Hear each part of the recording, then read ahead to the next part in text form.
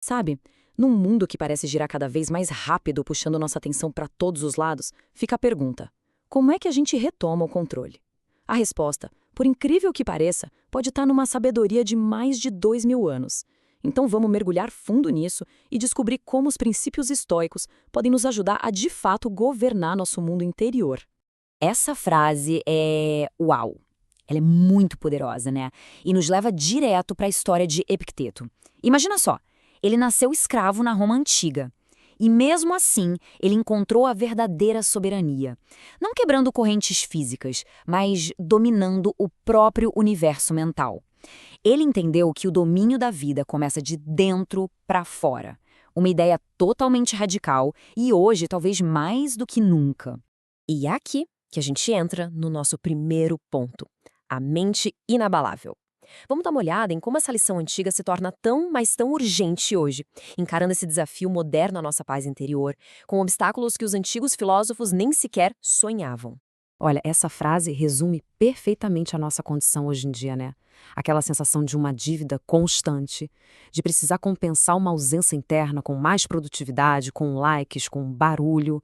É um ciclo que esgota, onde a nossa paz é trocada por validação. Mas, e se a mudança mais radical fosse simplesmente silenciar o que nos afasta da nossa essência? E isso nos leva direto para a segunda sessão, a grande batalha pela nossa atenção. Os estoicos nos oferecem um caminho para a gente parar de viver para uma plateia externa e começar a viver de verdade, alinhado com uma verdade interna. E o que é mais interessante aqui é essa distinção. Pensa bem, a vida moderna nos empurra para sermos atores ansiosos, sempre esperando o reconhecimento. O estoicismo, por outro lado, nos convida a sermos filósofos, agindo com integridade, mesmo quando ninguém está olhando. A dignidade não vem das palmas, sabe? Ela vem do alinhamento entre o que se faz e o que se acredita. Então, o ponto crucial é este aqui. Essa pergunta funciona como uma bússola. Cada vez que uma escolha aparece, essa reflexão pode ser o primeiro passo para a libertação. É um exercício, às vezes é desconfortável, claro, mas que devolve uma coisa que não tem preço: a autonomia emocional. E essa imagem aqui ilustra brilhantemente o custo de ter uma atenção toda fragmentada. As notificações, os vídeos aleatórios, eles não são inofensivos. São como pequenas goteiras que vão desgastando a nossa capacidade de pensar com profundidade. Os estoicos buscavam o silêncio não como uma fuga, mas como um espaço para restaurar a ordem interior e proteger esse combustível mental. Agora, vamos para a terceira sessão e ver como isso fica ainda mais profundo. Aqui, a gente entende que a responsabilidade não é um peso, mas sim a fonte do nosso poder de transformação. É aquela mudança de mentalidade, de passageiro para piloto da própria vida. Essa é, sem dúvida, uma das ideias mais libertadoras do estoicismo. O poder não está em controlar o trânsito, o clima ou o que os outros fazem. O verdadeiro poder está naquele espaço, o espaço entre o que acontece e como a gente responde a isso. Ao adotar esse princípio, uma pessoa deixa de ser vítima das circunstâncias e passa a ser autora do seu próprio enredo. Tá, mas como fazer isso na prática?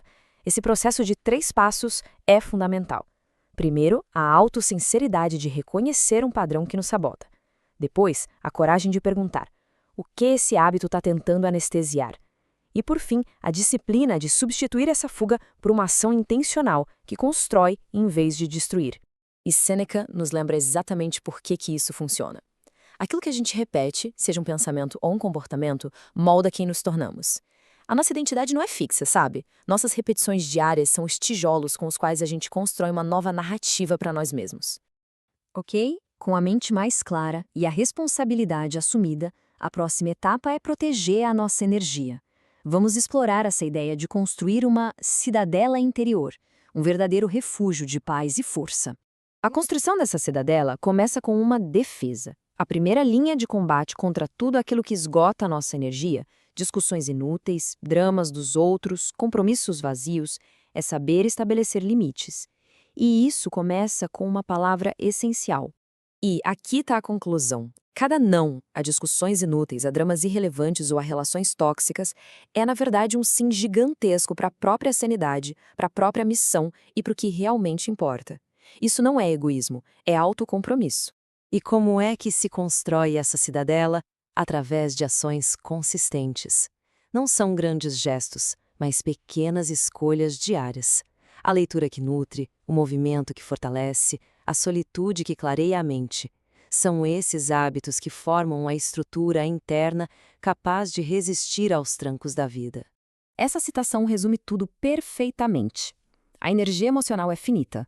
Direcioná-la com sabedoria, longe de batalhas desnecessárias e em direção ao crescimento, é a maior demonstração de inteligência que existe. E agora chegamos à nossa sessão final. Assumindo o leme. Este é o ponto máximo de tudo que a gente viu. Depois de fortalecer a mente e proteger a energia, o próximo passo é o ato de assumir o comando, decidindo a direção mesmo em meio à tempestade. Os estoicos tinham uma visão muito prática da coragem. Não se trata de não sentir medo, mas de agir apesar dele. Quem assume o leme não fica esperando o mar se acalmar. Mantém um compromisso com o rumo escolhido, navegando com o que tem, aqui e agora. E essa, dita pelo imperador filósofo, é a síntese final do poder estoico. A verdadeira força não vem do controle sobre o mundo lá fora, que é impossível, mas sim do domínio sobre o nosso mundo interior, que está sempre ao nosso alcance. E a gente termina com essa reflexão. Talvez ninguém tenha nos contado isso antes, mas a capacidade de reescrever a própria história, de escolher a própria resposta, de assumir o leme, isso sempre esteve conosco. A história mais poderosa que existe é aquela que se decide viver a partir de hoje.